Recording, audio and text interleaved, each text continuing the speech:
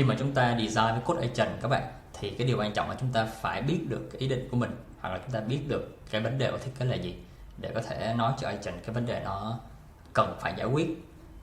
Ngay trường hợp mà chúng ta không biết vấn đề là gì á, thì chúng ta có thể đưa ra một cái vấn đề chúng ta thấy chung chung và bảo nó là đi vào chi tiết cái vấn đề này, thì nó sẽ giúp cho chúng ta mở ra cái đường hướng. Còn nếu như chúng ta không biết cái vấn đề của design là gì á, thì agent nó giải quyết cái gì thì nó cũng gọi là giải quyết thôi. Giống như mình không biết đường, mình hỏi xem nên đi đường nào, người ta chỉ đường A đường B thì đường nào cũng là đường, đúng không? Rồi thì ở trong cái phiên này mình sẽ chia sẻ là mình cải thiện cái design của Rebel Finance từ 2025 đến 2026 đó như thế nào. Thì mình sẽ đi từ tổng quát tới chi tiết. Thì cái tổng quát đầu tiên các bạn, đó chính là mình đã sử dụng cái typeface B Việt Nam Pro trong phải một năm á, tới tháng 3 vừa qua mình mới thay đổi cái mặt chữ thôi. Thì ở ban đầu là mình muốn sử dụng font của người Việt cơ, đó là cái ý định đầu tiên. Thì sau này thì khi mà mình muốn cải thiện cái yếu tố gọn gàng của cái trang hơn, cũng như là tiết kiệm những cái không gian lại á, thì mình mới thấy là cái vấn đề của Bi Việt Nam Pro là cái mặt chữ ấy, mình sẽ cái ký tự mình cảm giác là nó mập hơn, là cái nó bị rộng, và nó sẽ làm cho cái phần nội dung nó sẽ bị dài ra đó, và nó cũng sẽ chiếm nhiều không gian hơn, và nó sẽ ảnh hưởng tới cái việc là những cái layout của mình. Thì mình mới quyết định là mình sẽ lựa chọn một cái typeface mà nó cái độ rộng của chữ nó gầy lại, thì mình sẽ chọn là Inter hoặc là chọn Guest. Thì khi thay lại như vậy thì mình cảm thấy là mình tối ưu được nhiều mặt không gian hơn. Đây, như các bạn thấy là cảm giác cái mặt của chữ, cái mã cổ phiếu VSC này nó có nhiều không gian hơn rất là nhiều so với mã cổ phiếu VSC khi mình sử dụng font của typeface của Việt Nam Pro. Và đây cũng vậy ha, các bạn thấy là nó cũng gần lại hơn. Đây là mặc dù khi mình sử dụng Việt Nam Pro mà mình giảm cái letter spacing, mình giảm khoảng cách của cái từng chữ lại, thì nó vẫn có cái cảm giác là nó rộng hơn. Đấy, thì đó là cái đầu tiên, đó là nếu như mình không thấy cái vấn đề đó, hoặc là mình không cảm nhận được, thì mình sẽ không giải quyết được. Thì cái đó là cái đầu tiên. Cái thứ hai là về layout, cũng như là những cái UI design principle chẳng hạn. Thì các bạn thấy là khi vào cái màn hình của mục tiêu của Rebel Finance là làm sao để đọc thông tin chứng khoán của một cái công ty niêm yết với cái sự tổng hợp của AI ha. Thì khi mà bạn một cái mã, đúng không, các bạn thấy là cái điều quan trọng nhất người ta kỳ vọng ngay lập tức là cái giá hiện tại ở khung giờ là bao nhiêu, hết phiên hay là trong phiên hay ngoài phiên. Thì khi mà vào cái màn hình này, các bạn thấy là ngay lập tức là cái chữ tổng quan nó dội mắt người dùng trước. Nếu mà theo nguyên tắc người dùng người ta đọc từ trái sang phải, thì nếu mà đưa sang phải thì giá cũng được. Thì các bạn thấy là cái nút theo dõi này dường như là vô nghĩa, không ai, rất ít người để ý được. Thì đó là cái vấn đề, và mình sẽ muốn nó giải quyết lại bằng cách đó là mình đi cải thiện cái yếu tố là mình đưa nút theo dõi xuống đây, và mình chuyển mức giá xuống đây dưới ngay cái thông tin của tập đoàn hoặc của doanh nghiệp. Thì ngay cái first look là người dùng sẽ thấy được là ok, tên, logo, mã, sàn và giá ngay lập tức, và đánh cái mắt vào phải thì nó sẽ là cái action theo dõi hay không theo dõi. Mà khi mình sử dụng đây theo dõi đây là mình sử dụng một cái nút ghost thôi, chứ mình không dùng outline nữa. Mình sẽ thử tắt nó đi. Như bạn thấy là nó cũng nhẹ nhàng, mà nó không có kiểu tạo cảm giác phải gây cái sự chú ý về cho người dùng.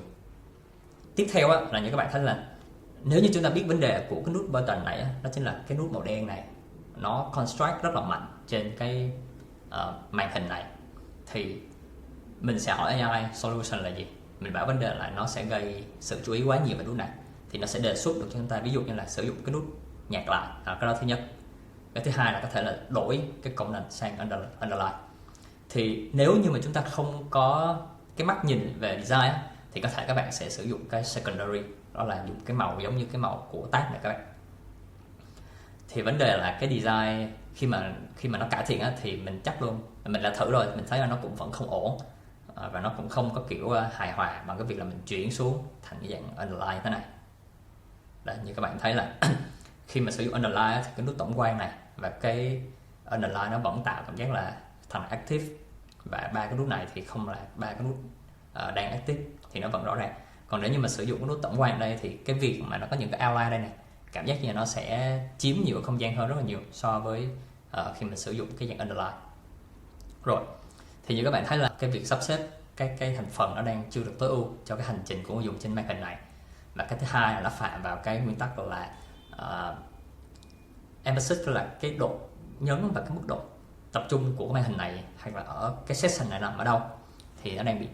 neo vào cái nút tổng quan, và mình bố trí lại để người ta ngay cái nhìn đầu tiên thì người dùng người ta sẽ thấy được những cái phần quan trọng nhất. Rồi tiếp theo như các bạn thấy là ở trên này cái biểu đồ giá thì nó sẽ là VSC ở đây, biểu đồ giá VSC, và cái day range ở bên phải. Thì cái biểu đồ khi mà đối với agent nó làm việc thì nó sẽ lấy những cái mẫu số chung, đó là khi mà làm cái chart nó phải có một cái chart title. Thì về mặt UX nó đúng cho trường hợp là screen reader là nó bật cái mode lên thì nó đọc được cái thằng này. Thì nếu mà chúng ta không nhìn gì thì chúng ta cũng hiểu là nó đang đọc tới phần biểu đồ giá. Tuy nhiên thì chúng mình không đánh giá cao đó trong cái giai đoạn này, chúng mình sẽ ưu tiên cái visual hơn, làm sao để có một cái visual tốt và tiết kiệm được nhiều không gian nhất. Thì nhìn vào ngữ cảnh này chắc chắn là mình đã biết đây là cái chart của VSC rồi, mình ở trong cái VSC là của tập đoàn Vingroup mà, thì mình sẽ đẩy cái phần day range qua bên phải, và để tăng thêm không gian là chúng mình tăng thêm những cái range. Như các bạn thấy là mình tăng thêm 6 tháng này, ở trên này không có 6 tháng đúng không, 6 tháng, 5 năm, thậm chí là trước là có thêm cái O nữa cơ, là tất cả từ lúc niêm yết tới giờ, nhưng mà mình thấy nó dùng tiếng Anh không hay lắm nên mình bỏ đi luôn. Rồi và mình sẽ cân đối lại bằng cách là đẩy thêm cái chữ Rebel Finance bên này. Thì theo nguyên tắc hoặc là balance thì nó không có bị trống trải các bạn. Mình sẽ tóm tắt lại toàn bộ cái phiên là thứ nhất là chúng ta phải biết được ý định của mình là gì trong việc cải thiện thiết kế. Nếu như mình không rõ cái ý định đó thì mình có thể collab với AI trong việc là bảo nó giúp mình phân tích cái nhược điểm của thằng này, cho nên khi các bạn thấy nó phù hợp thì các bạn sẽ tìm được một cái vấn đề cụ thể, và từ vấn đề cụ thể đó thì giờ mới đặt câu hỏi là prompt như thế nào. Thì mình nghĩ là câu việc prompt như thế nào bây giờ nó không còn khó nữa, thậm chí là các bạn đưa câu prompt đó và bảo nó cải thiện câu prompt nó cũng được. Nhưng mà thông thường thì nó có hai cái phương án. Thứ nhất là về mặt chữ là các bạn có một cái cấu trúc rõ ràng như là problem là gì, là đang không có đang thấy nhấn vào cái nút tổng quan này thay việc là tập trung vào mức giá này đó, và nó cảm giác như là cái nút tổng quan này nó đang thu hút cái sự chú ý của người dùng. Và thứ hai là expectation, các bạn kỳ vọng là cải thiện thiết kế này như thế nào. Và out of scope là đừng làm cái gì, đừng có thay đổi cấu trúc, đừng có thay đổi phông chữ, đừng có thay đổi màu của cái này, tại vì cái màu giá là đã chốt rồi, là giá tăng thì là xanh, giá giảm thì là đỏ trần hay là tím sàn là xanh, ví dụ vậy ha.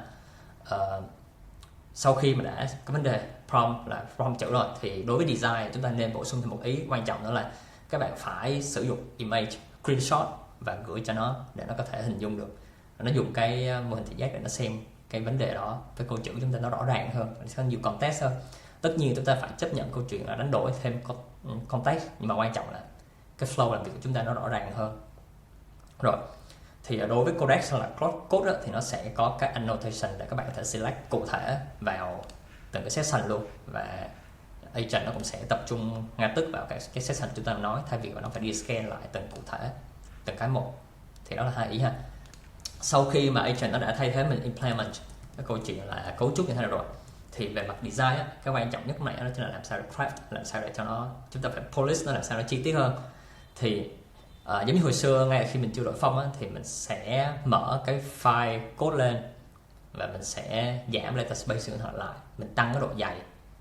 hoặc là mình giảm cái độ dày đi để mình xem là nó có vừa mắt của mình chưa và mình thấy nó phù hợp hay chưa. Hoặc thậm chí là trong trường hợp là mình đã biết vấn đề, mình không cần bảo agent nó implement đó, là mình có thể đổi cái nút này thành cái nút secondary và để mình test xem là cái giao diện tổng thể nó ổn hay chưa. Thì các bạn hãy xem các file code nó cũng như là canvas của design thôi, là chúng ta phải tìm cách chúng ta thực hành trên đó để chúng ta thấy được cái sự thay đổi mặt thiết kế khi mà chúng ta thực hiện một cái lệnh, hoặc là khi mà chúng ta chỉnh sửa thì nó thay đổi thế nào. Thì cái quá trình đó nó sẽ giúp cho designer làm việc gọi là hiểu rõ hơn cái quá trình chúng ta delete từ các bản vẽ lên cái production như thế nào. Chứ còn nếu như mà chúng ta hoàn toàn ủy quyền hết cho agent thì nó sẽ không thực hiện được cái mức độ chi tiết của thiết kế đâu. Cái ý định và cái việc đi vào chi tiết nó vẫn là cái vai trò rất là quan trọng của designer. Nếu như các bạn có những câu hỏi liên quan tới việc là làm việc với agent trong cái khâu design như thế nào thì các bạn có thể đặt câu hỏi, mình sẽ dùng cái kinh nghiệm thực tế của mình trong quá trình mình thay đổi cái baseline AI nó tạo ra để tạo những thiết kế nó khác biệt và tốt hơn so với AI. Thì mình sẽ chia sẻ lại với các bạn. Cảm ơn các bạn đã theo dõi, chúc các bạn sức khỏe.